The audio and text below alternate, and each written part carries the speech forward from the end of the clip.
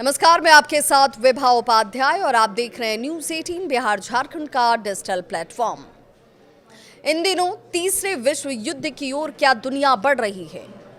पहले जिस तरीके से रूस आक्रामक नजर आ रहा था, उसके बाद ये कहा क्या कि ईरान और इजराइल के बीच संघर्ष की स्थिति ना पैदा हो, लेकिन अब ईरान और इजराइल संघर्ष अपने चौथे दिन में भी पहुंच गया। हालात और गंभीर हो गए।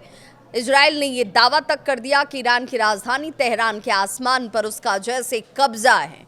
उसके फाइटर जेट्स खुलेआम घूम रहे हैं। ईरान में अफरा तफरी का माहौल है, लोग भागते नजर आ रहे। ईरान ने जंग खत्म करने की शर्त तक रखी है।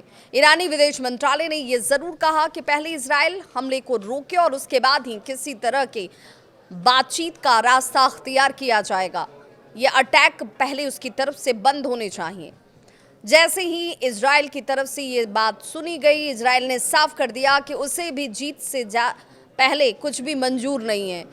और कुछ ही देर के बाद ईरान के सरकारी अखबार हमशाहरी का ये भी बयान आया कि RIIB समाचार चैनल को निशाना बनाकर किए गए इजरायली हवाई हमलों में कई न्यूज़ एंकर मारे गए हैं। इस बीच G7 मीटिंग में हिस्सा लेने पहुंचे अमेरिकी राष्ट्रपति डोनाल्ड ट्रंप ने कहा है कि वो हमेशा इजराइल का सपोर्ट करते रहेंगे। मीडिया रिपोर्ट्स ये भी कहती है कि ईरान ने इजराइल के हाइफा स्थित रिफाइनरी पर बैलिस्टिक मिसाइल से हमला किया है। यह हमला इजराइल द्वारा ईरान के ऊपर ऊर्जा और परमाणु ठिकानों पर किए गए अब तक के सबसे बड़े हमलों में से एक है। अब तक इजराइल के तरफ से किए गए हमले में ईरान के 250 से ज्यादा लोगों के मारे जाने की बात सामने आई है। वहीं इजराइल की ओर से यह भी दावा किया गया कि अब तक हुए ईरानी मिसाइल हमलों में 3 की मौत जबकि 100 से ज्यादा लोग जख्मी हुए हैं। इजराइल के प्रधानमंत्री बेंजामिन नेतन्याहू ने रविवार को यहां तक दावा किया था कि ईरान के इस्लामी शासन ने अमेरिकी राष्ट्रपति डोनाल्ड ट्रंप को अपने परमाणु कार्यक्रम के लिए खतरा माना है और उसकी हत्या करने की कोशिश भी की है।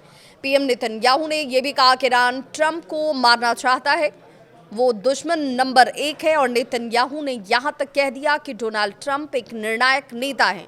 उन्होंने कभी भी दूसरों की तरह उसके साथ कमजोर तरीके से सौदेबाजी करने का रास्ता अख्तियार नहीं किया।